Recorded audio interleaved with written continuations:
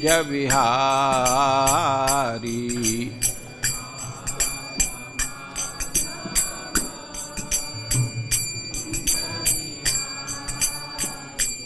जय राधा माधव कुंज विहारी।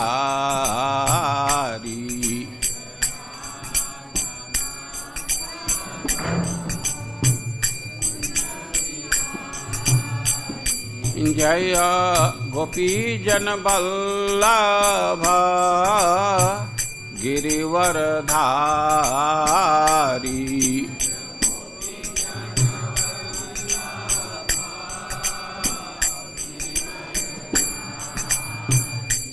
जय गोपीजन वल्लभ गिरिवरधारी।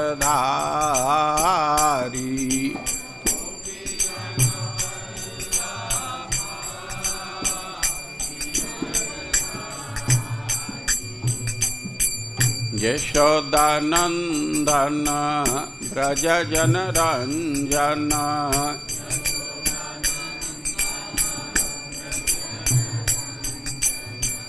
यशोदानंदन ब्रज जन रंजन।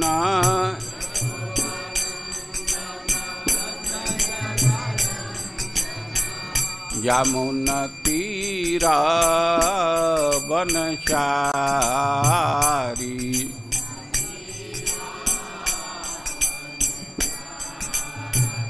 यमुना तीरा बनचारी।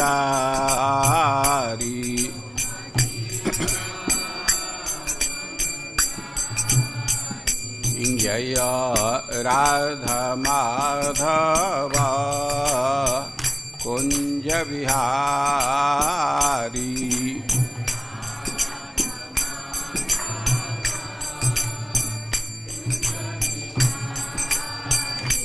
जय राधा माधव कुंज विहारी।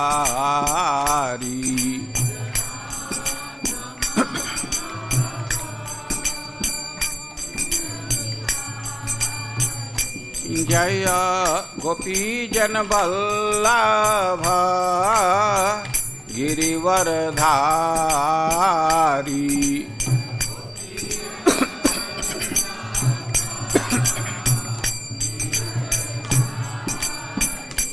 जय गोपीजन वल्लभ गिरिवरधारी।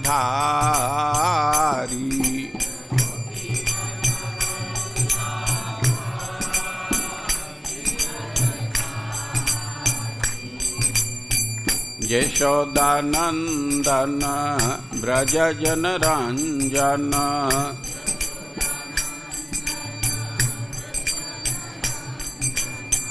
यशोदानंदन ब्रज जन रंजन।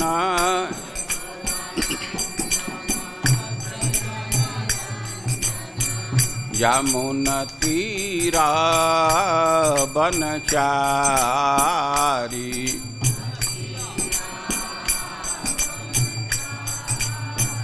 यमुना तीरा बनचारी।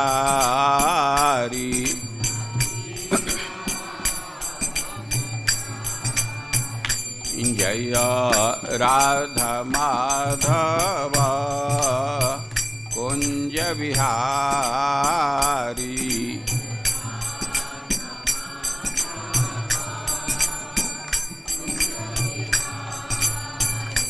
हरे कृष्ण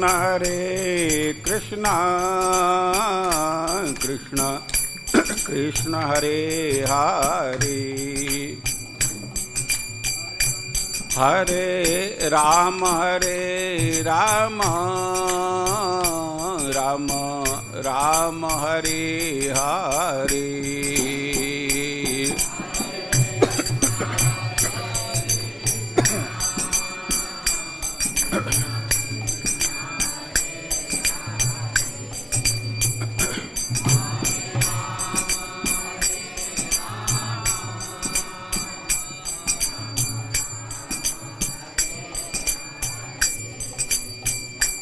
हरे कृष्ण कृष्ण कृष्ण हरे हरे हरे राम राम राम हरे हरे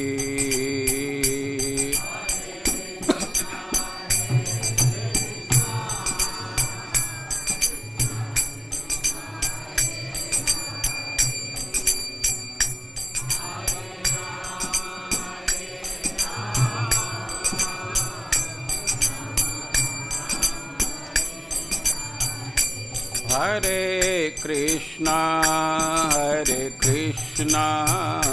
कृष्ण कृष्ण हरे हरे हरे राम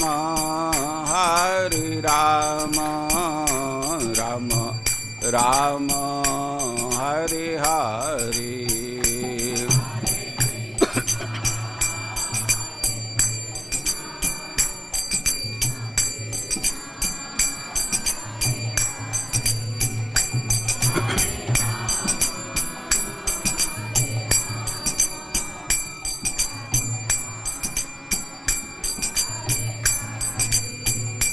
जय राधा श्याम सुंदर राधे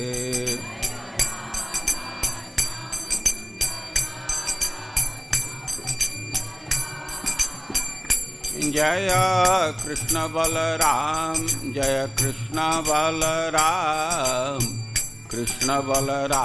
जय कृष्ण बलराम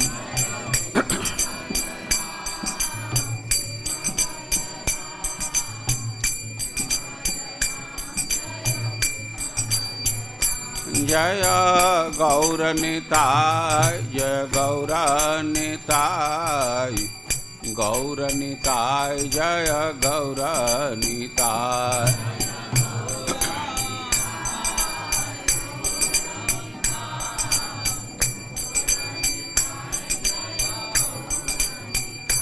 जय प्रभुपाद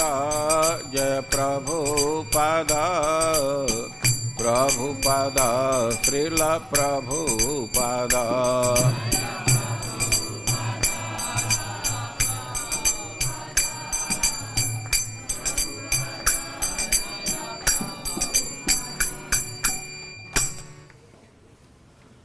जय ओम विष्णुपाद परमहंस परिव्राजकाचार्य अष्टोत्तर सत श्री श्रीमद एसी भक्ति वेदांत स्वामी श्रील प्रभुपाद की इस्कान संस्थापकाचार्य जगत गुरु श्रील प्रभुपाद की अनंत कोटि वैष्णव वृंद की नामाचार्य श्रील हरिदास ठाकुर की श्री कृष्ण चैतन्य प्रभु नित्यानंद श्री अद्वैत गदाधर श्रीवासादि गौर भक्त वृंद की श्री श्री राधा कृष्ण गोप गोपीनाथ श्याम कुंड राधा कुंड गिरी गोवर्धन की श्री वृंदावन धाम की श्री मथुरा धाम की मायापुर नवदीप धाम की पुरुषोत्तम क्षेत्र जगन्नाथपुरी धाम की गंगा माई की यमुना माई की श्रीमती भक्ति देवी की श्रीमती तुलसी महारानी की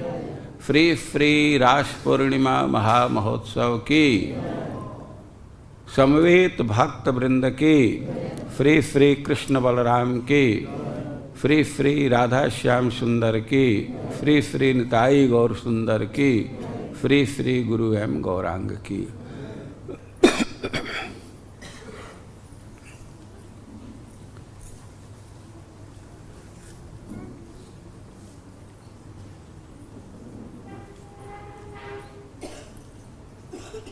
आज कोई श्लोक नहीं दिया है ना।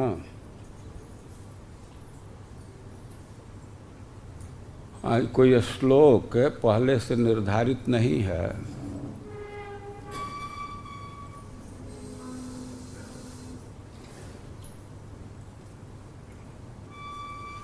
जो व्यक्ति स्क्रीन के श्लोक को पढ़ पाएगा वही कथा को समझ पाएंगे।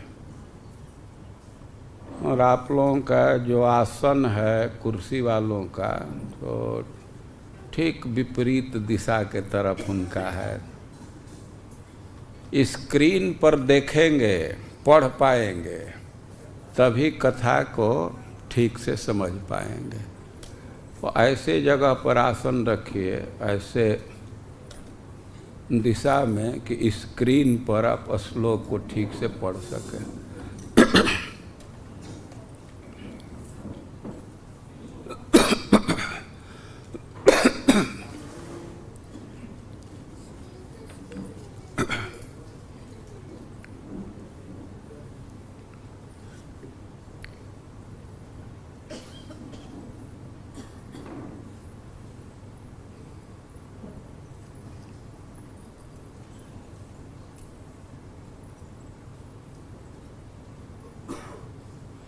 थोड़ी देर तक प्रतीक्षा कर लिया जाए श्रोताओं का।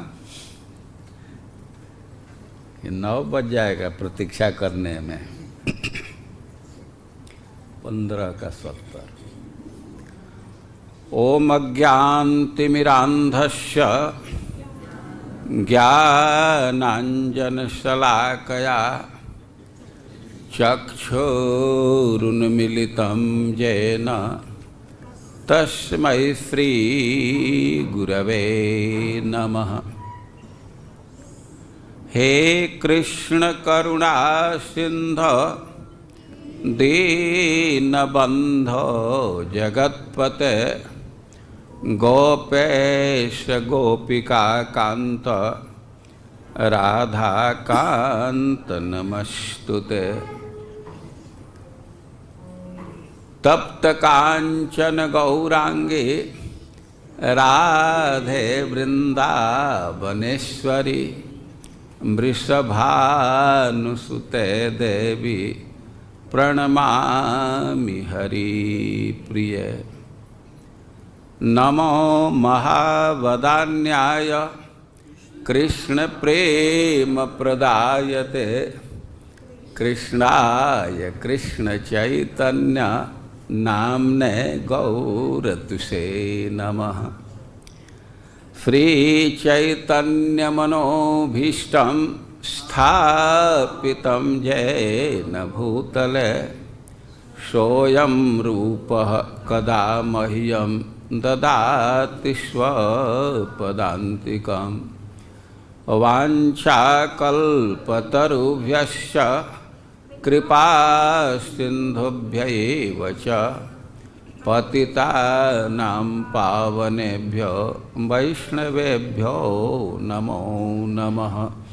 जय श्री कृष्ण चैतन्य प्रभो नित्यानंद श्री अद्वैत गदाधर श्रीवासादि गौर भक्तवृंद। हरे कृष्ण कृष्ण कृष्ण हरे हरे हरे राम राम राम हरे। 17 अलग संख्या है, 70 अलग संख्या है, 20 नहीं। हम लोग आवृत्ति करेंगे चैतन्य चरितामृत के अंत लीला के 15वें अध्याय का 70 नंबर का श्लोक। चैतन्य चरितामृत अंत्य लीला अध्याय 15 श्लोक 70।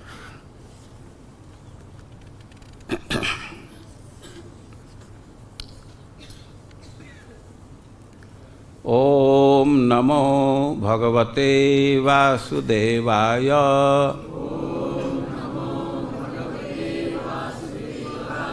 ओम नमो भगवते वासुदेवाय।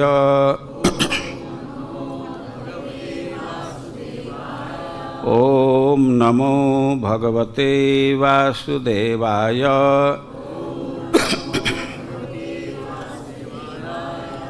वीक्ष्य अलक आवृत। साथ में आप लोग बोलिए, अलग से मत बोलिए। मुखम कुंडलश्री गंडस्थल अधर सुधम हसित अवलोकम दत्त अभयम च भुजदंडजुगम विलोक्य वक्षः श्रिया एकरमणं च भवाम दास्यः। वीक्षालकावृतमुखं तव कुण्डलश्री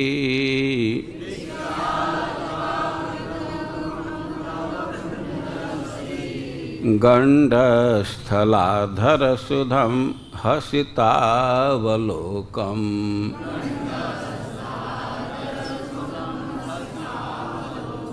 दत्ताभयं च भुजदण्डजुगं विलोक्य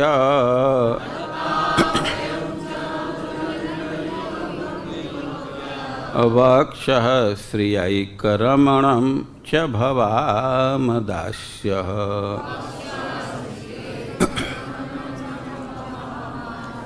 वीक्षालकावृतमुखं तव कुण्डलश्री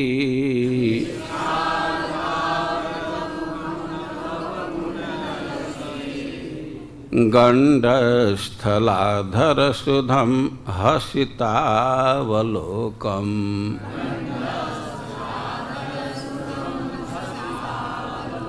दत्ताभयं च भुजदण्डजुगं विलोक्य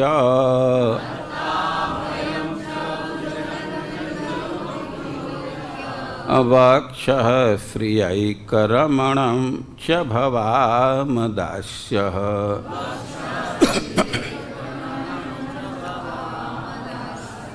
वीक्षालकावृतमुखं तव कुण्डलश्री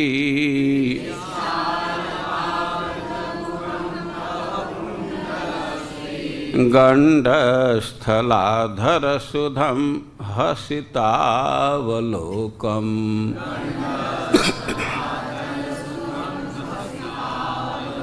दत्ताभयं च भुजदण्डजुगं विलोक्य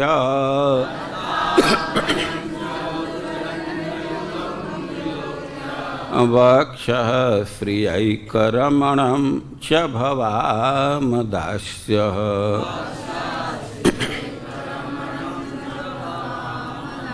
वीक्षालकावृतमुखं तव कुण्डलश्री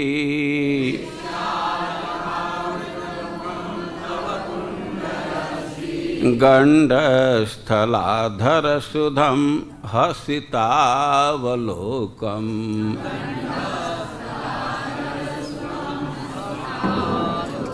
दत्ताभयं च भुजदण्डयुगं विलोक्य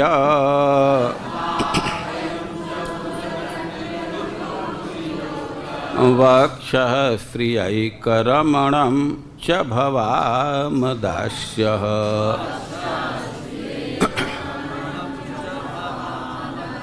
सब लोग साथ में बोलिए। वीक्षालकावृतमुखं तव कुण्डलश्री गण्डस्थलाधरसुधं हसितावलोकम्। दत्ताभयं च भुजदण्डजुगं विलोक्य वक्षः श्रियैकरमणं च भवामदास्यः। एक बार फिर से। वीक्षालकावृतमुखं तव कुण्डलश्री गण्डस्थलाधरसुधं हसितावलोकं दत्ताभयं च भुजदण्डजुगं विलोक्य वक्षःश्रियैकरमणं च भवामि। वीक्ष्य देखकर अलक आवृत घुंघराले बालों से सुशोभित मुखम मुख तब आपके कुंडलश्री कुंडलों की शोभा गंडस्थल आपके गाल पर लटकते अधर सुधम आपके होठों के अमृत को हसित अवलोकन आपकी हंसी की चितवन चमक दत्त अभयम अभय प्रदान करने वाली च और भुजदंड जुगम दोनों भुजाओं को विलोक्य देखकर वक्ष फ्रिया के सौंदर्य से एक रमणम दाम्पत्य का आकर्षण उत्पन्न करने वाले च और भवाम हम हो गई हैं दास्य आपकी दासी। अनुवाद और तात्पर्य श्रील प्रभुपाद के द्वारा। अनुवाद। हे कृष्ण, घुंघराले बालों से शोभित आपके सुंदर मुख को, आपके गाल पर लटकते कुंडलों की शोभा को, आपके होठों के अमृत को, आपकी हंसीली चितवन के सौंदर्य को, अभय प्रदान करने वाली आपकी दोनों भुजाओं को तथा दाम्पत्य को आकर्षण उत्पन्न करने वाला आपके चौड़े वक्षस्थल के सौंदर्य को देखकर हमने आपकी दासी बनने के लिए अपने आप को समर्पित कर दिया है। तात्पर्य। यह श्लोक श्रीमद् भागवत 10:29-39 से है, जिसे गोपियों ने रास नृत्य के समय कृष्ण के पास आने पर कहा था। जगत गुरु श्रील प्रभुपाद की। आज बहुत ही महत्वपूर्ण तिथि है। इसको रास पूर्णिमा कहते हैं, शरद पूर्णिमा कहते हैं। शरद ऋतु के मध्य की पूर्णिमा है तो शरद ऋतु कहते हैं। और इसी पूर्णिमा को भगवान गोपियों के साथ रास नृत्य किए थे और इसको रास पूर्णिमा कहते हैं। भगवान की अनेक लीलाएं हैं और वे परम आकर्षक हैं, लेकिन उन लीलाओं में सर्वोच्च स्थान रासलीला का है। भगवान इस बात को खुद ही स्वीकार किए। भगवान की उक्ति है कि संति यद्यपि में प्राज्ञा लीलास्तास्ता मनोहरा। भगवान कह रहे हैं कि हमारी अनेक लीलाएं हैं, महत्वपूर्ण है। ये अनेक लीलाओं का समूह है और वे सारी लीलाएं मनोहर हैं, परम आनंददायी हैं, लेकिन नहीं जाने स्मृति रासे मनो में कीदृशो भवेत्। लेकिन जब हमको रास लीला का स्मरण होता है और न जाने हमारा मन कैसा होने लगता है। रास लीला का स्मरण होते ही भगवान अति उत्कंठित हो जाते हैं। और रास लीला बहुत ही महत्वपूर्ण है। इसे वृंदावन के भूमि पर भगवान रास नृत्य किए और आज अवसर है इस पवित्र तिथि पर थोड़े समय तक भगवान के इस लीला का स्मरण करने का। बहुत भारी सुयोग है, सौभाग्य है। रास लीला का वर्णन सुखदेव गोस्वामी 5 अध्यायों में किए हैं। हम लोगों के पास समय आधा घंटा है। हम लोग एक श्लोक पर अपने को केंद्रित करने का प्रयास करेंगे। रास लीला के विषय में घटना इस प्रकार है। भगवान शरद पूर्णिमा के रात्रि को देख करके रास नृत्य के लिए मन बनाए। चंद्रमा के किरण को देख करके उनको राधा रानी के मुख का स्मरण हो गया कि बहुत भारी उद्दीपन का कार्य किया। और भगवान अपने बंसी वादन के द्वारा गोपियों का आह्वान किए। भगवान एक एक गोपी का नाम ले करके और बंसी के ध्वनि से पुकार रहे थे। भगवान विचित्र व्यक्तित्व वाले हैं। भगवान बंसी बजाते हैं और वो परम मनोहर है बंसी की ध्वनि। ऐसा लिखा गया है कि सर्वश्रुति मनोहरा। भगवान के बंसी के ध्वनि को सुन करके सबका कान और मन खींच जाता है। लेकिन भगवान आज जो बंसी वादन कर रहे हैं और दूसरे शैली में कर रहे हैं। भगवान और बंसी बजाने में इतने दक्ष हैं कि बड़े बड़े कलाकार भी उनके कला के रहस्य को नहीं समझ पाते। शिव जी कलाकार हैं, डमरू बजाते हैं, नृत्य करते हैं। शक्र सर्व और इंद्र बड़े कलाकार हैं, मृदंग बजाते हैं। लेकिन आनत कंधर जब भगवान के बंसी ध्वनि सुनते हैं तो उनका गर्दन झुक जाता है। वे समझ नहीं पाते हैं कि कैसे भगवान बंसी वादन कर रहे हैं। और भगवान परम दक्ष हैं। आज के दिन जो बंसी वादन कर रहे हैं वह वाम दृशाम मनोहर। बंसी बट से बंसी बजा रहे हैं, लेकिन आज की बंसी ध्वनि केवल गोपियां ही सुन पा रही है।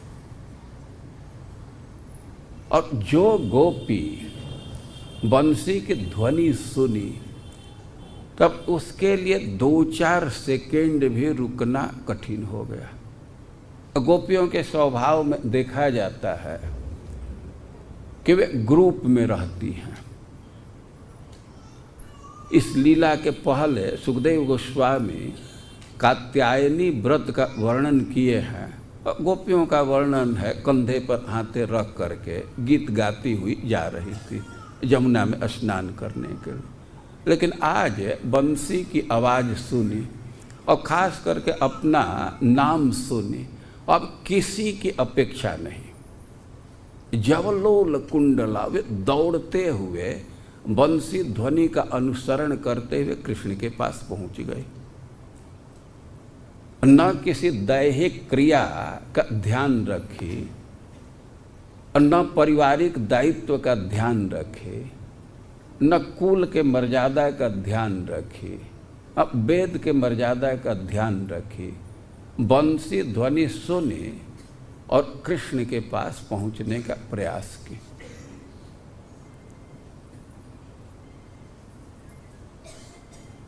और कृष्ण के पास जा रही थी और बड़ी तेजी से जा रही थी और मन में बहुत बहुत मनोरथ संजो करके जा रही थी। वहाँ उपस्थित हुई। जब गोपियाँ वहाँ उपस्थित हो गई और कृष्ण उनका स्वागत पूछे और उनसे प्रश्न करने लगे कि तुम लोग यहाँ कैसे आ गई। अब तो गोपियाँ तो बहुत आश्चर्य में हैं कि ये क्या प्रश्न कर रहे हैं।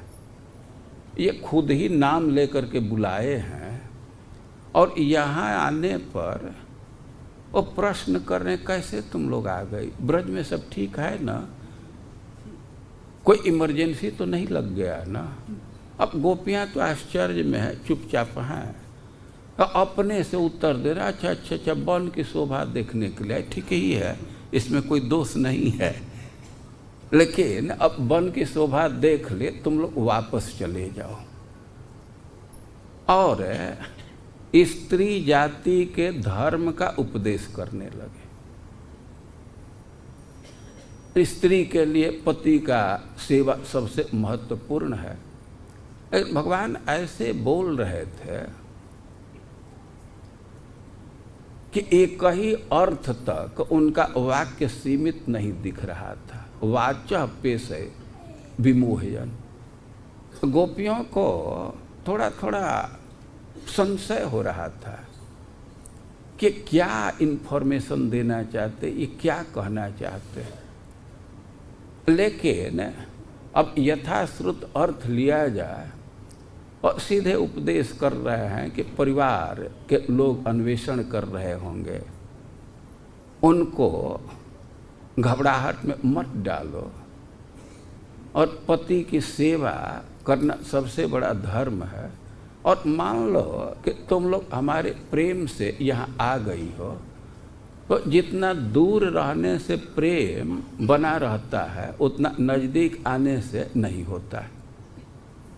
ऐसा देखा जाता है कि नज़दीक रहने पर तो झगड़ा होने लगता है, दूर रहने से प्रेम बना रहता है और तुम लोग चली जाओ। अब ऐसे जब भगवान बोले और इति विप्रियमाकर्ण्य गोप्यो गोविंद भाषितम विषणा भग्न संकल्पा चिंता मा दुरत्तया। अब अप्रिय वाक्य को सुने भग्न संकल्पा, जो जो मनोरथ संजो करके आई थी सब ध्वस्त हो गया और विषणा वे खिन्न हो गई। कृत्वा मुखाने वह श्वसनेन सुस्य, अब बहुत भारी शोक में पड़ गई। इतना अप्रिय वाक्य सुन करके वे बहुत भारी शोक में पड़ गई। और स्त्री का जैसा स्वभाव होता है, शोक की स्थिति में वो धरती को कुदेरने लगते नख से, और गोपियाँ कुदेरने लगी। उनके मन में विचार आ रहा था कि ना अब तो हम लोग सबको छोड़ करके आ गई और यहाँ से वापस तो नहीं जाना है। इतना दुख अनुभव कर रही है कि मुख नीचे है, मानो पृथ्वी देवी की तरफ देख रही कि इस स्थिति में अच्छा होता है कि आप फट जाती, हम लोग यहीं धंस जाती। यह उनका संकल्प था कि घर तो वापस नहीं जाना, भले यमुना जी में धंस करके मर जाएंगे।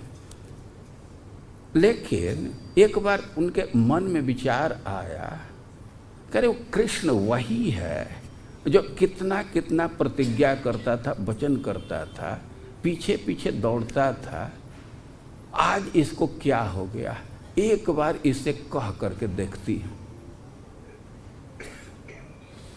और सुखदेव गोस्वामी तो कृष्ण के लिए शब्द दिए बदताम श्रेष्ठ, बोलने वालों में सबसे श्रेष्ठ है। बड़े ही वे लोचदार शब्दावली में, लोचदार स्टाइल में, लोचदार टोन में बोल रहे थे। लेकिन गोपियों को जब अवसर आया और कृष्ण से कहने लगे कि मैवम विभोरहति भवान गदितुम नृशंसा, अरे कृष्ण थोड़ा सा बोलना सीखो, इतना कठोर नहीं बोला जाता है। और गर्गाचार्य कहे हैं कि नारायण समो गुणई, तुम्हारा गुण नारायण से मिलेगा तो थोड़ा सा तो नारायण का गुण स्वीकार करना चाहिए ना। जो सब कुछ छोड़ करके नारायण के शरण में आता है और उसका वो त्याग करते हैं, कुछ तो नारायण से सीखो। हम लोग सब छोड़ करके आई हैं तो हमारा त्याग मत करो और हमारे मजबूरी पर विचार करो। तुम घर जाने की बात कर रहे हो तो हम लोग जाएंगे कैसे? पादव पदम न चलत स्तव पाद मूला, हम लोगों का तो पैर चल ही नहीं रहा। एक डेग अब तुम्हारे विपरीत दिशा में नहीं जा सकते। और उपदेश की बात कर रहे हो, धर्म की बात कर रहे हो, और इतना तुमको ज्ञान होना चाहिए ना कि कोई भी धर्म तभी फलित होता है जब उपदेष्टा का सेवा किया जाए। जब तक गुरु की सेवा न किया जाए तो धर्म फलित ही नहीं होगा। और ठीक है, तुम्हारे उपदेश को हम स्वीकार भी करें, फिर भी गुरु के स्थान पर तो तुम हो, सेवा का अवसर देना होगा ना। और वे अनेक प्रकार से अपने बात को रख रही हैं और कृष्ण जो भी उपदेश दिए थे और उसको एक एक करके खंडित कर रही हैं। अब उसी क्रम में वे कह रही हैं कि देखो, हम लोग दूर नहीं जा सकती, हम लोग तो रहेंगे यही, दूर नहीं जा सकती। यदि प्रत्यक्ष नहीं रखोगे तो देह का त्याग करके तुम्हारे चरणों में रहेंगे। वे कह रही हैं कि सिंचांग नस्त्वदधरा मृतपूरकेण हाष्टावलोक कल गीतज हृक्षयाग्नि।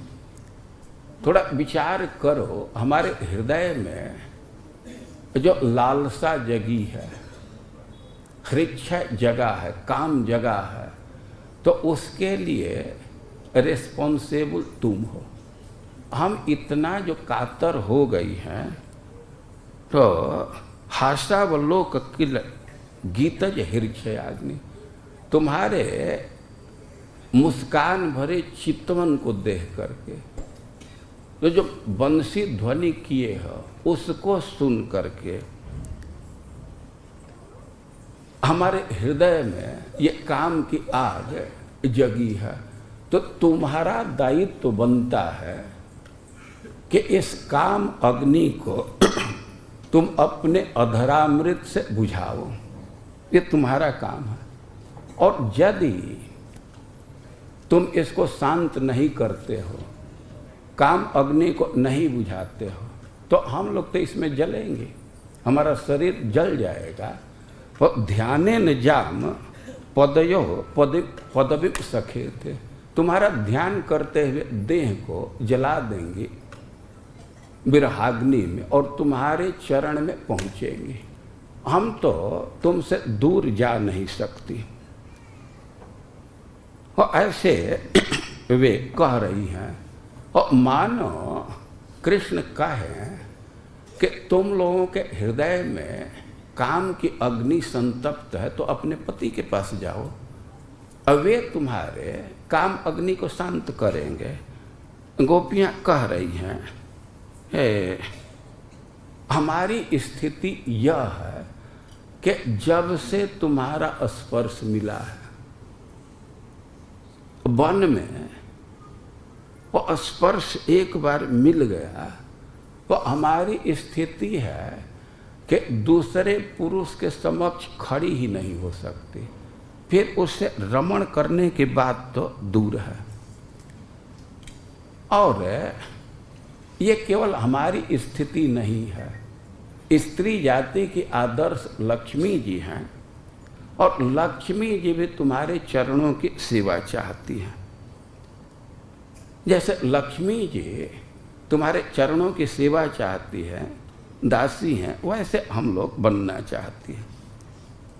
और अभी कहने लगे गोपियाँ कि तन्नः प्रसिद्ध ब्रिजनार्दन तेंग्रिमूलम प्राप्ता विसेज्य वसति तदुपासना सा तो सुंदर स्मित निरीक्षण तीव्र काम तप्तात्मना पुरुष भूषण देहि दास्यम। कह के आप दुख को दूर करने वाले हो ब्रिजनार्दन, और हम लोग बहुत भारी संकट में हैं, हमारा दुख दूर करो।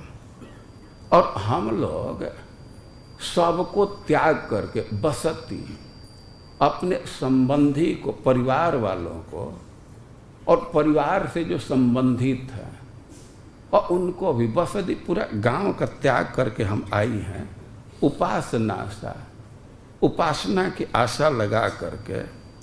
और तुम्हारे मुस्कान और दृष्टि से हमारे हृदय में काम तप्त है, और तप्तात्मना हमारा शरीर मन सब काम से संतप्त है। और पुरुष भूषण देहि दास्यम, और हमको अपना दासी बनाओ।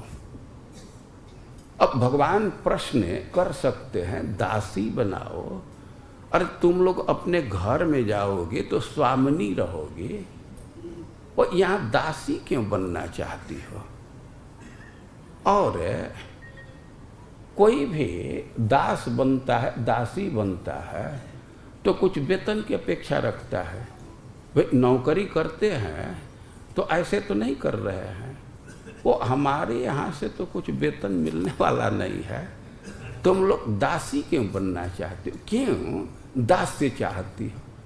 गोपियाँ बोल रही हैं, साथ में बोलिए आप लोग।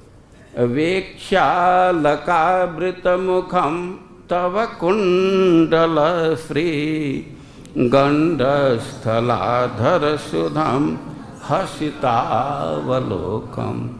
दत्ता भयम च भुजदंड जुगम विलोक्य वक्षस्त्रियैकरमणम च भवाम दास। गोपियाँ कह रही है कि हम वेतन के लोभ से आपके दासी नहीं बनी, आपके रूप को देख करके हम दासी बन गई हैं। वे कह रहे हैं कि वीक्षा लकावृत मुखम, जो घुंघराले बालों से आवृत मुख है उसको देख करके, और तब कुंडलफ्री, आपके चमकते हुए कुंडल के शोभा को देख करके, और गंडस्थल, आपके गाल के चमक को देख करके, खास करके जब कुंडल झिलमिलाता है और उसका प्रकाश, उसका रिफ्लेक्शन गाल पर आता है तो और सुंदर हो जाता है, तो उसको देख करके। और अधर सुधम, जो ओठों में आसव है, अधरामृत है, उसको देख करके हसितावलोकम, और मुस्कान के साथ हमारे तरफ दृष्टि डालते हैं तो उसको देख करके दत्ता भयम च भुजदंड जुगम विलोक्य वक्षश्रियैकरमणम, आपके सुंदर सुंदर भुजाओं को देख करके, और जहाँ लक्ष्मी जी का नित्य निवास है और उस वक्षस्थल को देख करके भवाम दास्य, हम लोग दासी हो गई। और वेतन पहले से मिल गया है, अब हमको सेवा दीजिए, हमें वेतन की आकांक्षा नहीं है। आपका दर्शन हुआ, बार बार दर्शन कराए हैं तो भुगतान तो पहले कर चुके हैं, अब हृदय में काम जगा दिए हैं, हम बहुत संतप्त हैं। तो आप तप्तात्मना, हमारा मन तप्त है, शरीर तप्त है, और हमको दास्य दीजिए। यह गोपियों का वाक्य, इस श्लोक को चैतन्य महाप्रभु आस्वादन किए। यह रास पूर्णिमा का दिन था और रात्रि के समय चैतन्य महाप्रभु बगीचा में निकले और इतना सुंदर प्रकाश फैल रहा था चंद्रमा का कि उनको वृंदावन का भ्रम हो गया। जगन्नाथपुरी में बगीचा के बीच में है और उनको लग रहा है कि हम वृंदावन में पहुंच गए और रास का स्मरण आ गया। वे गोपी भाव में है और जैसे गोपियां वृक्षों से पूछ रही हैं कृष्ण के पता कि कहाँ कृष्ण है, वैसे श्रीमद् भागवतम के श्लोक को बोलते हुए वो चैतन्य महाप्रभु वृक्षों से पूछ रहे हैं, लताओं से पूछ रहे हैं और ऐसे पूछते हुए आगे बढ़ रहे हैं। एक कदम्ब के वृक्ष के नीचे अब कृष्ण का दर्शन किए। अब कृष्ण का दर्शन किए और उनको यही अनुभव हो रहा है कि हम कृष्ण के नजदीक खड़े हैं। अब चैतन्य महाप्रभु के एक मनोभाव को जान करके स्वरूप दामोदर जी इस श्लोक को बोले। राय रमानंद और स्वरूप दामोदर चैतन्य महाप्रभु के अतरंग पार्षद हैं। वे चैतन्य महाप्रभु के भाव को जानते हैं और चैतन्य महाप्रभु के भाव को समझ करके स्वरूप दामोदर जी इस श्लोक का पाठ कर रहे हैं। फिर से इस श्लोक का आप पाठ कीजिए। वेक्षालकावृत मुखम तव कुंडल श्री गंडस्थलाधर सुधम हसितावलोकम दत्ताभयं च भुजदण्डजुगं विलोक्य वक्षःश्रियैकरमणं च भवामदास्य। और चैतन्य महाप्रभु इस श्लोक का अर्थ बतला रहे हैं। कहाँ गए सचिनंदन?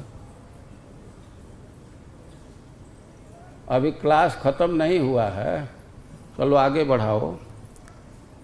अब गोपियाँ इस श्लोक में कह रही हैं कि आपको रूप को देख करके हम दासी हो गई, और रूप को देख करके दासी हो गई यह कह रही हैं।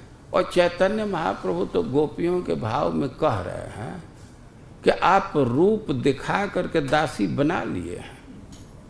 तो इस श्लोक की व्याख्या चैतन्य महाप्रभु बोले हैं और हम लोग उन्हीं के शब्दों में इस श्लोक की व्याख्या सुनेंगे। कृष्ण जिनि पद्म चांद पातिया छे मुख फांद ताते अधर मधुस्मित चार।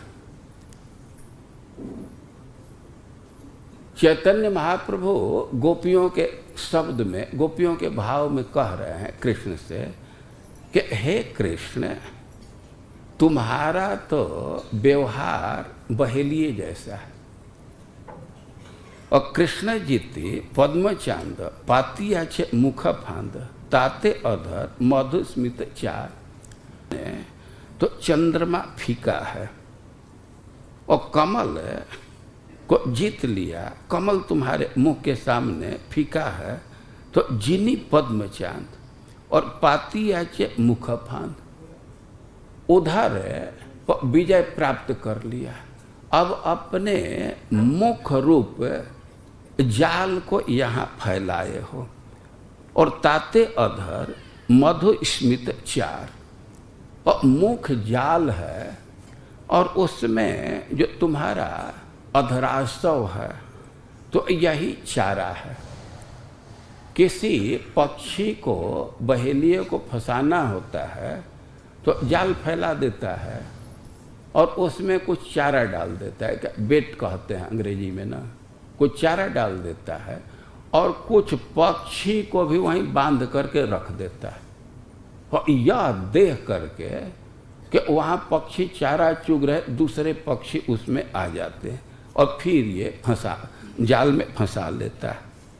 और चैतन्य महाप्रभु कह रहे हैं कि कृष्ण जी ने पद्म चांद, कृष्ण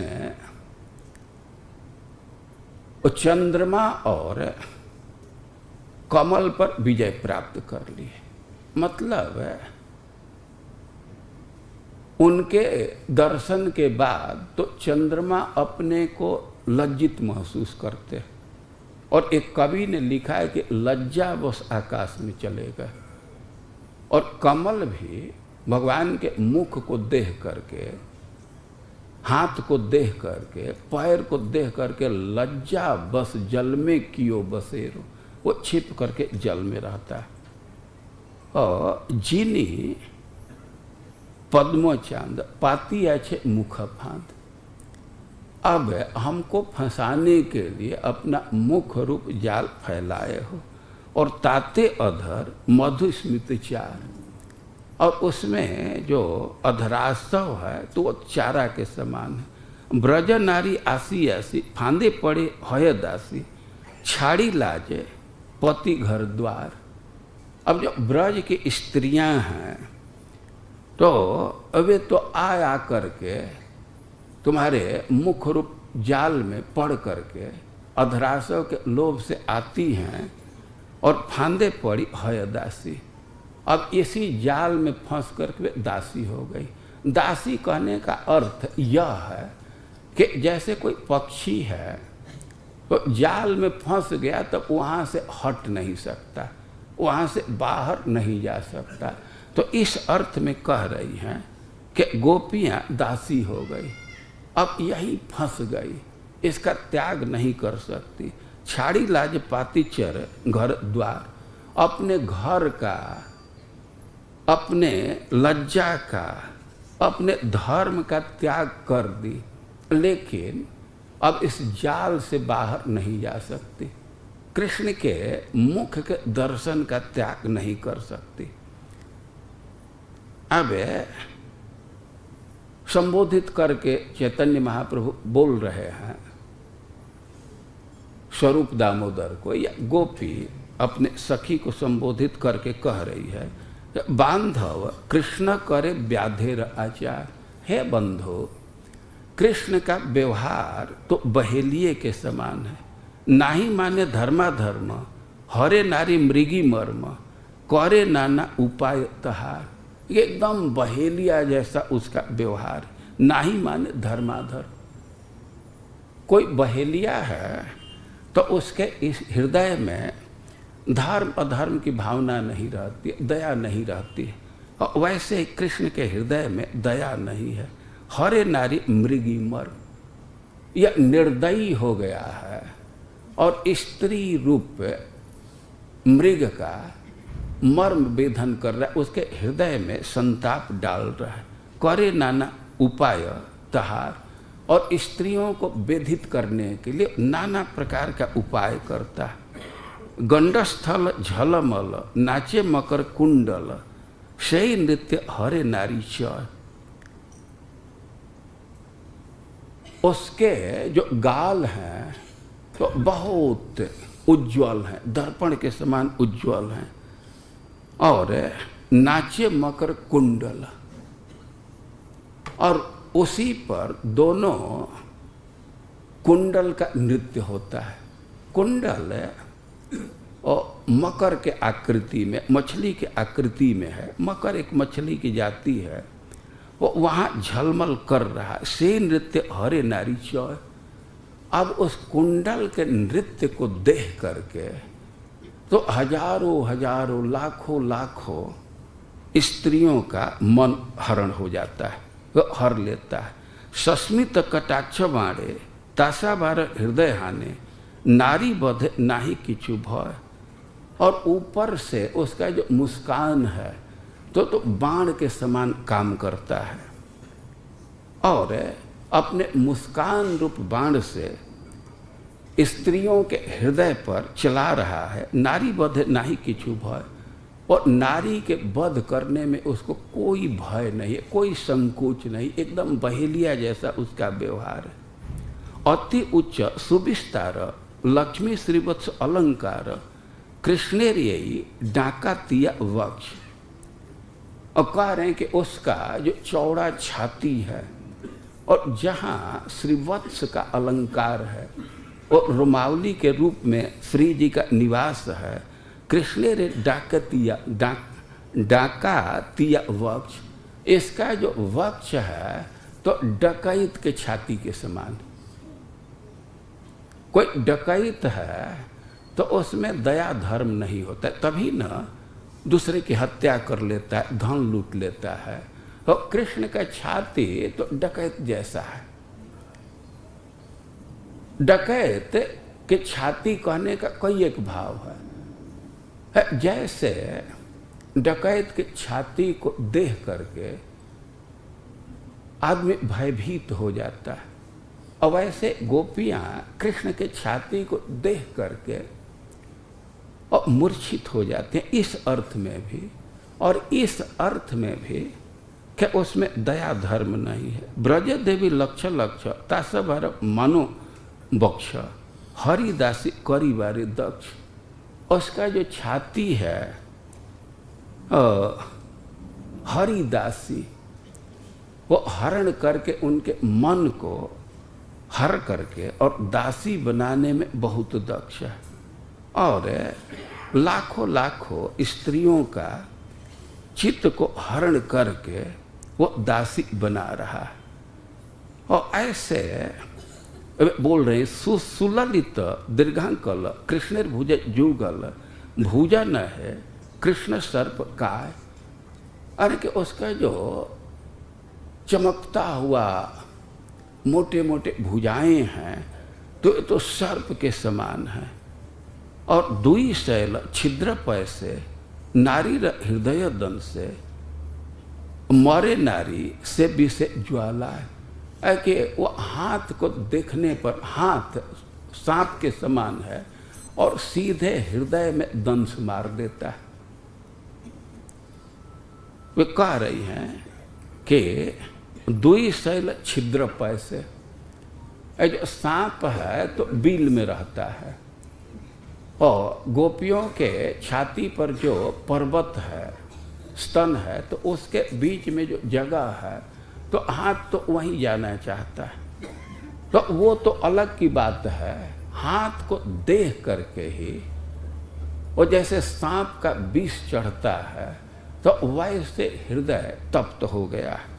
और उनका आशय है कि हाथ जो तप्त किया है, विष किया है, तो उसी के स्पर्श से वो विष शांत होगा। तो इस श्लोक में गोपियां कह रही हैं कि हम आपके रूप को देख करके, मुख को देख करके, ये जो अलकावली से घुंघराले बालों से आवृत मुख है और जो कानों में कुंडल है और उसके जो चमक है या गालों पर उसका जो झिलमिलाहट है उसको देख करके, और आपके दृष्टि भरी चितवन को, आपके हंसी भरी मुस्कान भरे चितवन को देख करके, और आपके बड़े बड़े बाहों को, मोटे मोटे बाहों को देख करके, और आपके चौड़े छाती को देख करके हम दासी हो गई। और इस प्रकार चैतन्य महाप्रभु इस श्लोक का अर्थ किए हैं। और गोपियां भगवान के मुस्कान से वो दासी हो गई। भगवान के एक एक अंग आकर्षक है, खास करके बंसी ध्वनि और मुस्कान बहुत आकर्षक है। एक कवि हैं रसखान जी, जो कह रहे हैं कि बंसी का, एक गोपी कह रही है कि बंसी का तो प्रतिकार हम कर लेंगे। वे कह रही है कि कानन दय अंगुरी रहियो जब हो मुरली धुनि मंद बजाई है। वो बंसी बजाते हैं तो उसका उपाय हमारे पास है, कान में उंगली डाल देंगे, सुनाई नहीं देगा। मोहन तानन सो रस खाना अटा चढ़े गोधन गई है तो गई है। अब मैं तो कान में उंगली डाल दूंगी, अटारी पर चढ़ करके गायों को बुलाने के लिए, या गायों के रक्षक बंसी बजाते रहे, क्या असर पड़ेगा। लेकिन टेरी कहो सिगरे ब्रज लोकन, काल ही कोई कितनो समझाई हैं। यानी कह रही है कि एक बात मैं डिक्लेयर कर देना चाहती हूँ, एक घोषित कर देना चाहती हूँ कि भाई हमको कितना हूँ कोई समझाएगा। माई रेबा मुख की मुस्कान, संहारी न जई है न जई है न जई है। उसके मुस्कान पर दृष्टि पड़ जाएगी तो अब हम अपने को नहीं संभाल सकते। और गोपियाँ कह रही हैं कि आपके चितवन को देख करके, मुस्कान युक्त दृष्टि को देख करके, आपके मुख को देख करके हम दासी बन गई, और आप किसी न किसी बहाने से ये दिखाते रहते हैं। तो अब तो दासी बना लिए हैं, तो आप हमको सेवा दीजिए, दास्य दीजिए, आप ही दासी बनाए हैं। गोपी गीत में आप लोग पढ़ते हैं ना, दिन परीक्षय नील कुंतल। जब भगवान संध्या को लौटते हैं और कुछ बाल उनके ललाट पर, मुख पर लटके हुए हैं, और घन रजस्वलम, उस पर ब्रजरज गोरज भरा हुआ है। और कह रही हैं कि मोहु दर्शयन, भगवान कोई न कोई बहाना लगा करके अपने रूप को बार बार गोपियों को दिखाते हैं। और आप अपना मुख दिखा करके हमारे हृदय में काम का संचार कर दिए। भगवान का हर स्थिति में रूप परम आकर्षक है, लेकिन जब वे संध्या को लौटते हैं और तम गोरज छुरित, जब गोरज से भरा हुआ है और कुछ कुछ बाल नीचे लटक गए हैं, और उस समय कृष्ण विशेष आकर्षक हो जाते हैं। खास करके गोपियों के लिए वो छवि बहुत आकर्षक है, और भगवान को पता है कि गोपियाँ पसंद करती हैं, और गोपियों की तो एक मजबूरी है, वो खुल करके भगवान का दर्शन नहीं कर सकती। अब आगे बढ़ गए तो गोपियाँ तो पीछे पश्चाताप में पड़ी, संताप में पड़ गई कि थोड़ी देर के लिए दर्शन हुआ। और भगवान उनके मनोभाव को जानते हैं, फिर वे लौट करके आ जाते हैं। जो वो गाय किधर रह गई, अरे वो गाय इधर कहाँ चली गई, देखे वो तुम गाय को। तो गोपियाँ कहते हैं कि मोहु दर्शयन, कोई ना कोई बहाना लगा करके बार बार दिखा करके हमारे हृदय में आप स्मर प्रदान कर दिए, और हम आपके रूप को देख करके हम इतने आबद्ध हो गए हैं कि हम कहीं जा नहीं सकते। तो आप दास्य प्रदान कीजिए। और ऐसे गोपियाँ कृष्ण से प्रार्थना कर रही हैं, और चैतन्य महाप्रभु इसी श्लोक को सुन करके गा गा करके इसका अर्थ कर रहे हैं। समय का अभाव है, हम लोग तो अब इन प्यारों की आवृत्ति नहीं कर सकते। बहुत लोग हैं